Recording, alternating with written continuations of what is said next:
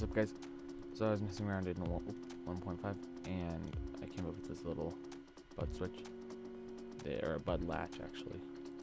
So it changes the state, and this repeater here is the output. It's really simple. It's just, this is actually powering this, but it doesn't notice, and so when you update this, it pulls that back quickly enough for this to extend and not notice, and then same when that.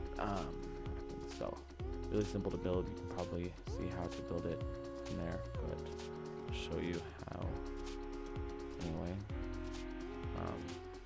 So we got piston, redstone, nothing, piston, glass, sand, torch and repeater like that,